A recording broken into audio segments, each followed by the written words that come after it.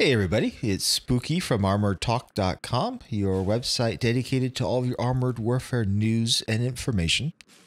Boy, I really do like the gun on this tank. You can just sit there and let the 57mm autocannon do its work.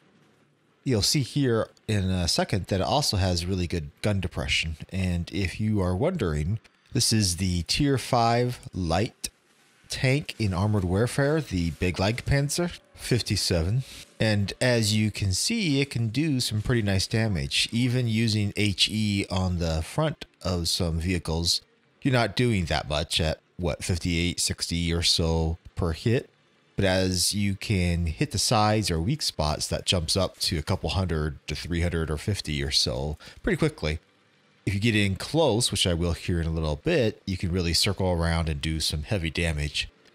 So if you watched our video yesterday, which was mostly talking about the new PvE map Operation Phalanx in Armored Warfare Early Access 4 test, you are probably wondering why we have this video today, because in that one we brought you two different gameplays of this particular Tier 5 light tank. Well, the answer to that is Armored Warfare decided to go ahead and do an in focus article on the Begleitpanzer 57, and I really have to stop saying that name. So I decided to go ahead and quickly annotate this vehicle so that when I do a post on Armored Talk, I have something linked to besides the videos I just happened to post yesterday. And if you're interested in reading about the history of this tank or that article, I'll have a link down in the video description that you can follow. But basically, this tank was developed by Germany as a infantry support vehicle, and I think the prototype came out in the late 70s. Although it was never really produced, the company that produced it couldn't find any buyers. If you're wondering why Armored Warfare is using prototypes, they are not selecting what a lot of people would refer to as paper tanks, tanks that just existed on paper without any prototype being built, or were just some engineer or general's idea of what a good tank should be. They do make sure that the tank was a viable and actually a prototype at least. They will go ahead and look around at the available options when they are trying to fill a hole. And in this particular case, this tank was selected to go between the Sheridan and Stingray.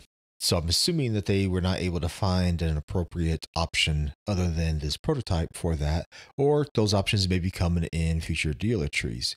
The Armored Warfare is likely launching in open beta here in a month or so with, probably approximately 70 or so vehicles. Eventually, that's going to climb up into the hundreds easily as they fill out the tree and also include more dealers down the road. Now, you've probably noticed as I've been talking, this tank does have some good ability to fire on the move accurately. I was able to get in close there, circle around, and destroy that enemy pretty quickly. He is using a 57mm autocannon, and we'll go ahead and probably do the same thing on this one. Maybe I missed my auto lock. Typically when I'm trying to circle, I right click for the auto lock. As you can tell, it does some nice damage as you are able to fire rapidly. And that is actually not hitting for that high of rolls simply because it's hitting, armored spots. If you're able to hit weak spots or weaker tanks, it does do a lot more damage. You do have the mobility to get out of the way when I probably shouldn't have backed up like that. But when you do have to reload, you have the ability to get out of the way by retreating over a hill or getting behind cover. You may have noticed that the game sound has been turned completely down for whatever reason on the Russian PTS, which this game footage was recorded on. The client started making an obnoxious noise, part of testing. The reason I'm doing this on PvE was trying to get that new map to pop, which I did in the other video that you can find on the channel.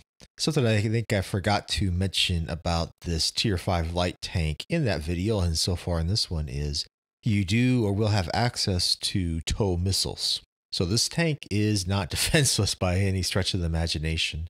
In Armored Warfare, if you're not familiar with it, light tanks are not the vehicle classes that you use to do all the spotting.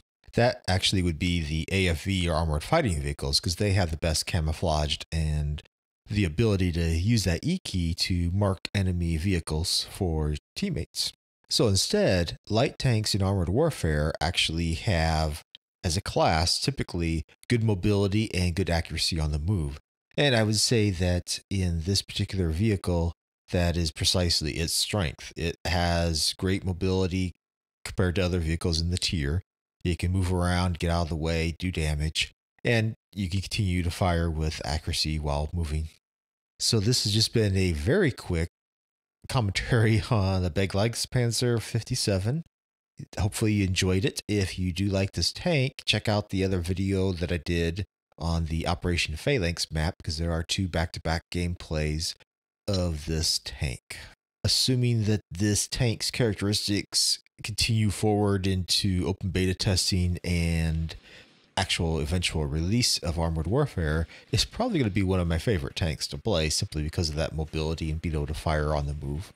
So I think I'll go ahead and let everyone go. This has been Spooky from ArmoredTalk.com, and I hope you have a good day or good night wherever you are.